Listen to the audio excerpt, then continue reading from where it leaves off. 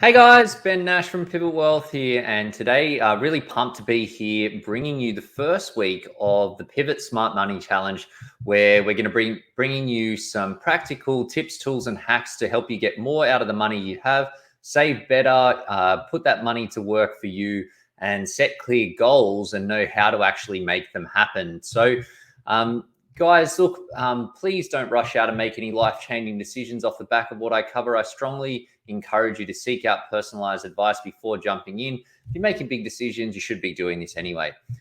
So before I get into the content, really, well, I know that everybody's situation is unique, but I have found that there are some really common challenges that people face when it comes to their money. And these are the three main ones that I've got here. The first is information overload. So there's so much information, too many options. It's almost like we're drinking from the fire hose, and it's hard to know really who to listen to and who to trust.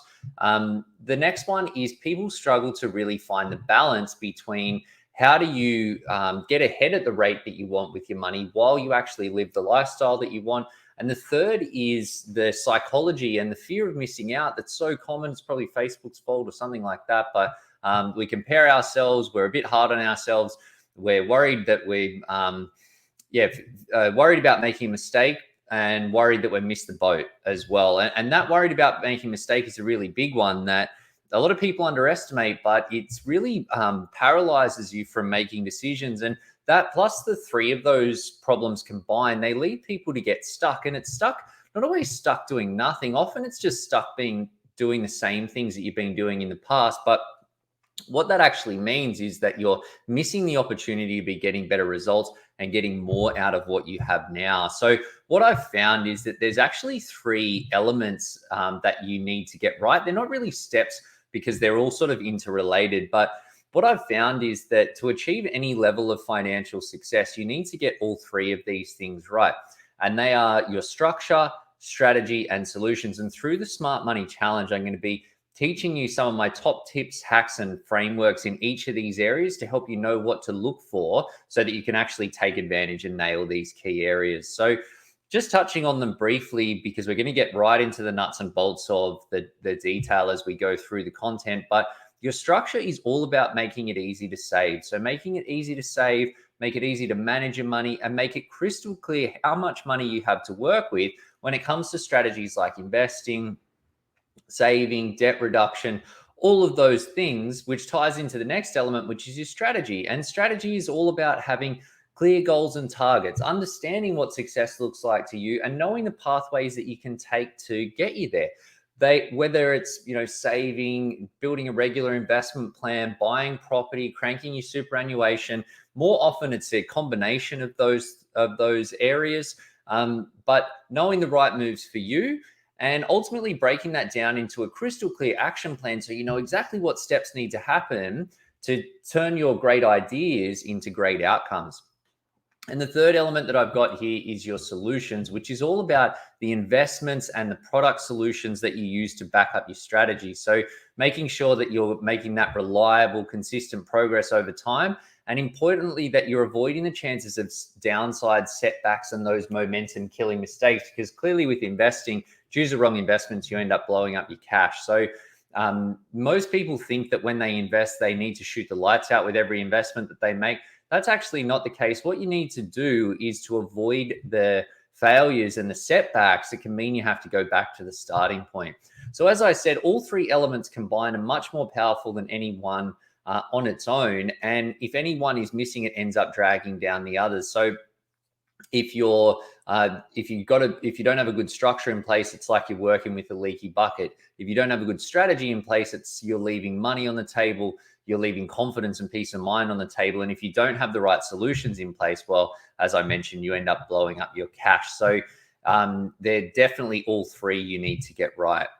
And look, important to just call out the different stages that we see people go through when it comes to their money. Now, I've been talking to people about money for a long time, and I've found that they pretty neatly fall into one of four key stages. And there are three key characteristics that define which stage you're at.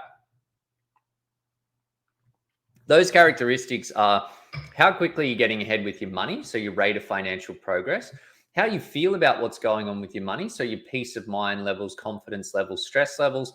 And the third is the ability to live the lifestyle that you want, make the personal choices, family choices that you want. So it is a progression, and there are some key things to do to step between the stages, but I'll just explain each of the stages in turn.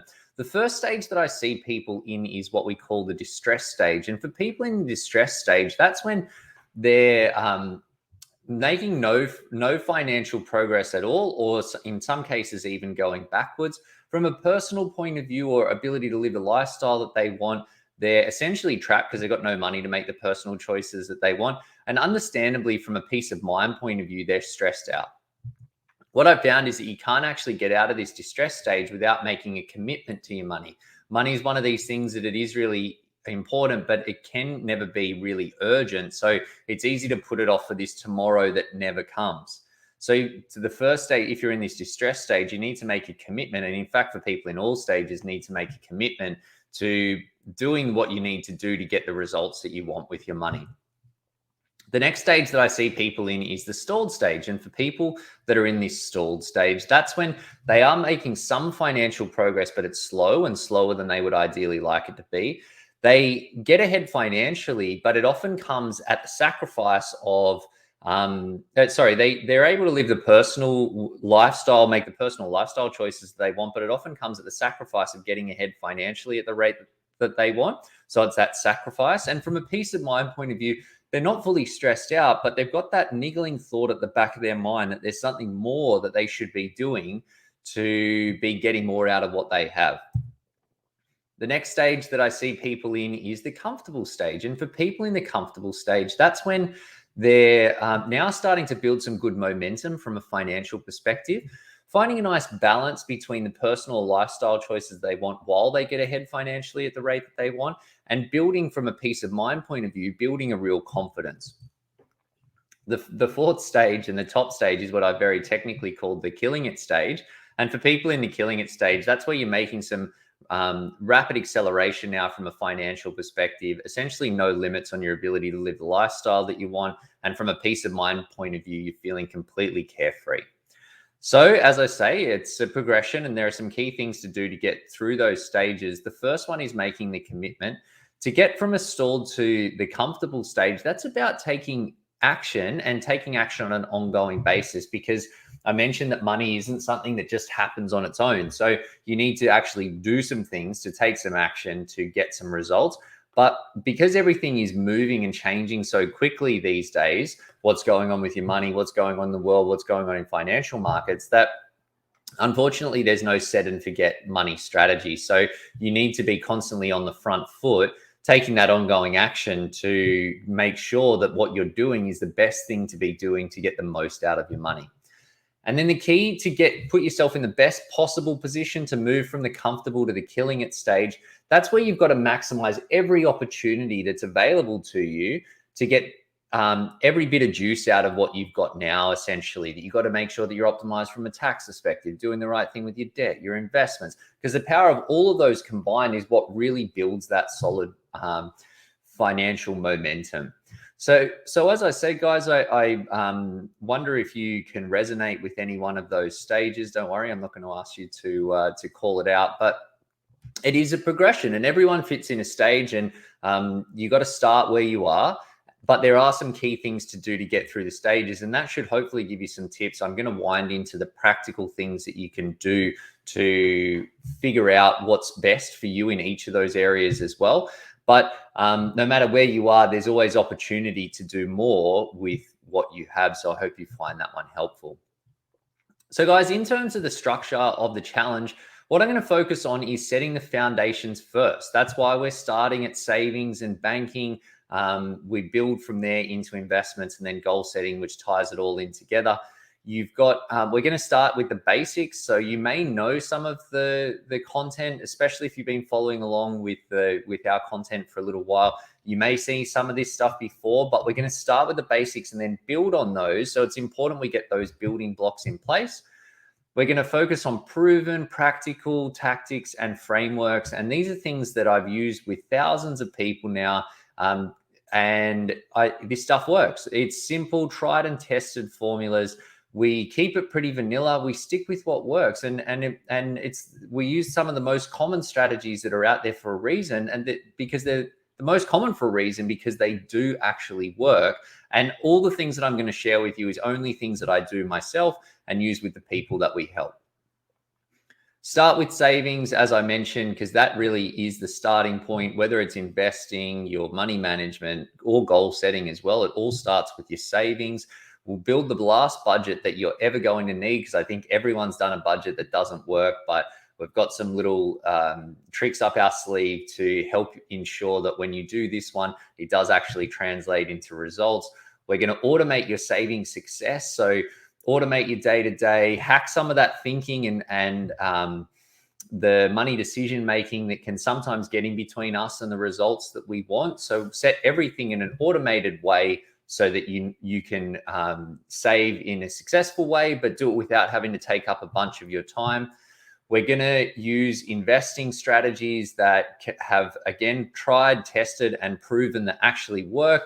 I'll start again from the basics, but help you understand some practical actual options that you can consider to turn your investment plans into investment dollars in your bank account and passive income in your bank account as well. And then we're going to do a practical goal setting sort of workshop or virtual workshop where we'll run through an exercise to help you set some clear goals, know what's possible, and to really turn that into a hit list of the things that you can do right now to actually move the dial and get you closer from where you are to exactly where you want to be. And then I'm going to tell you how to put that into action. So you walk away with the work 80 or 90% done. I don't want you to walk away with a massive to-do list that you're going to have to go and put a bunch of time aside to make it happen. We want to focus on workshop style content where you'll need to a pen and a paper and to do a bit of work to sit around it. But on the plus side, like I said, you'll walk away with the work done.